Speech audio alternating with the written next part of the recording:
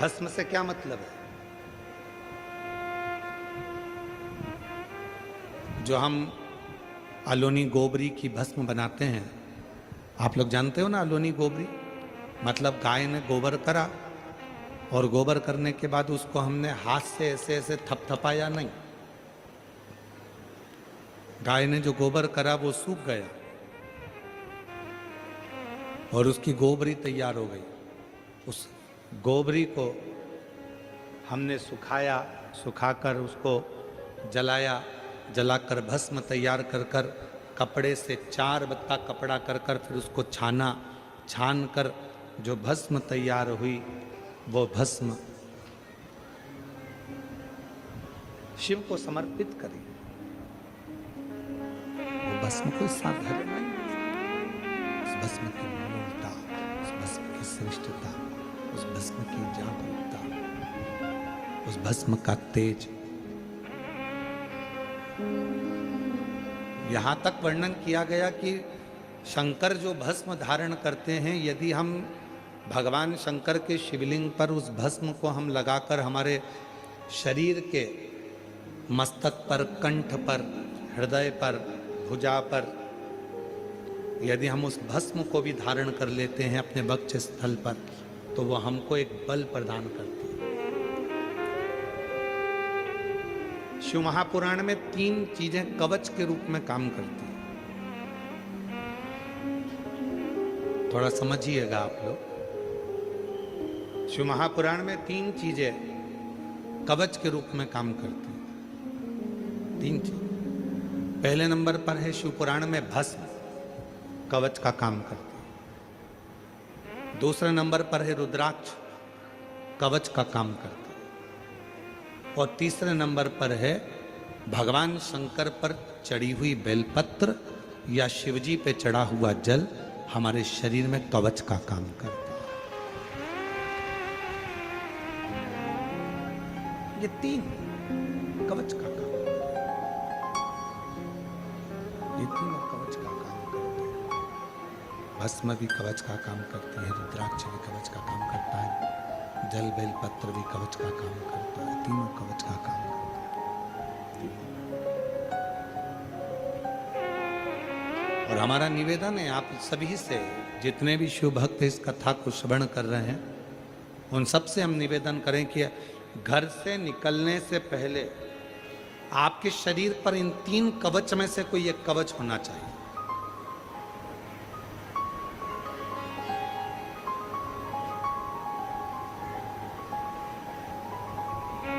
घर से निकलने से पहले अपने शरीर पर ये 3 कवच में से एक कवच धारण होना चाहिए।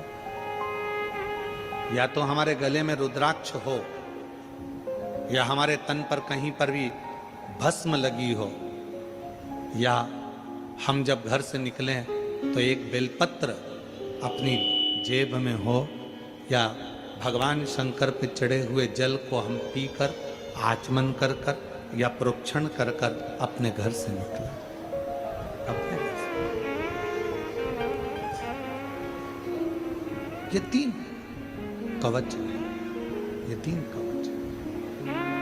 और हमारा विश्वास कहता है, आप जितने भी कथा के मंडप में बैठे हुए हो, इतना तो भरोसा है कि आप जितने भी बैठे हो, आपके पास में इन 3 कवच में से एक कवच सबके पास है, और वो रुद्राक्ष रूपी कवच आपके पास है। और यदि रुद्राक्ष नहीं पहने हो तो भस्म अपने तन पर धारण करें, और भस्म धारण नहीं कर पाए तो तुमने शंकर जी पे चढ़ाए हुए जल को मस्तक पर लगाया, या प्रोक्षण किया, या आचमन किया। 3 कवच जो तुमने धारण करे, इन 3 कवच में से एक कवच भी अपनी जिंदगी में अगर हम धारण करते हैं तो हमें सुख का अनुभव होता है। सुख का, ये वो कवच है। और कितना सुंदर कहा विद्येश्वर संहिता में, जब रुद्राक्षों का महत्व भगवान शंकर स्वयं मां जगतजननी जगदम्बा से करते हैं, पार्वती को करते हैं। और माता पार्वती जी को जब भगवान शंकर अपने रुद्राक्षों की महत्वता बताते हैं, तो तो मां जगत जननी जगदम्बा स्वयं हाथ फैलाकर भगवान शंकर के सामने कहती हैं कि मुझको भी ये रुद्राक्ष दीजिए, मुझे भी धारण कर, ये रुद्राक्ष मुझे भी दो, मुझे भी धारण कर, मुझे भी दो। और जैसे ही मां जगत जननी के हाथ में रुद्राक्ष आता है, तब मां आद्य शक्ति उस रुद्राक्ष को वापिस पुनः मस्तक से लगाकर शिव जी को देती है। तो भगवान भोलेनाथ जी ने पूछा, पार्वती अभी तो तूने इतनी उत्सुकता से, इतनी प्रबलता से, इतनी प्रखरता से रुद्राक्ष को मांगा,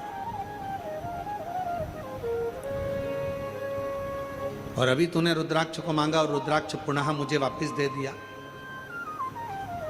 तो पार्वती जी कहती हैं, भगवान देवादिदेव महादेव से कहती हैं, बाबा मैं स्त्री हूं, मैं नारी हूं, और नारी के जीवन में कई बार अशुद्धता का भाव आ जाता है। अगर मैं इस रुद्राक्ष को धारण करूंगी, मैं इस रुद्राक्ष को अपने साथ में रखूंगी, तो क्या मेरा रुद्राक्ष अशुद्ध नहीं हो जाए? और यह प्रश्न केवल एक पार्वती जी ने स्वयं के लिए नहीं करा है। ये जितनी मेरी जीजियां बैठी हैं, जितने मेरे जीजा बैठे हैं, जितनी मेरी बेटियां बैठी हैं, जितने मेरे बेटा बैठे हैं, जरा सावधानी से सुनिएगा इस प्रसंग को। पार्वती जी रुद्राक्ष को हाथ में लेती हैं और पुनः मस्तक से लगाकर वो रुद्राक्ष पार्वती जी शिव जी को वापस दे देती हैं। विदेश्वर सहिता शिव महापुराण, रुद्राक्ष महत्व वापिस शिव को। शिव जी ने कहा, अभी तो तुम इस रुद्राक्ष को पाने के लिए इतना इतना प्रयास कर रही थी, इतनी उमंग था तुम्हारे भीतर थी, इतना उत्साह तुम्हारे भीतर था कि ये रुद्राक्ष मुझे चाहिए, ये रुद्राक्ष मुझे दे दो, क्योंकि आपके जीवन के ये 3 कवच जो धारण करता है वो जीवन में सुखी रहता है। तो फिर ये रुद्राक्ष जो आपने मुझे दिया पार्वती जी, फिर सिर से लगाकर मुझे वापस क्यों कर दिया? पार्वती जी कहती हैं, मैं स्त्री हूं, मैं नारी हूं, और मैं स्त्री, मैं नारी, मैं एक स्त्री, एक महिला, एक नारी स्त्री हूं। अगर ये रुद्राक्ष मेरे पास में रहेगा तो मैं कहीं ना कहीं अशुद्ध भी हो जाती हूं। जब मैं अशुद्ध हो जाऊंगी तो ये रुद्राक्ष भी अशुद्ध हो जाएगा,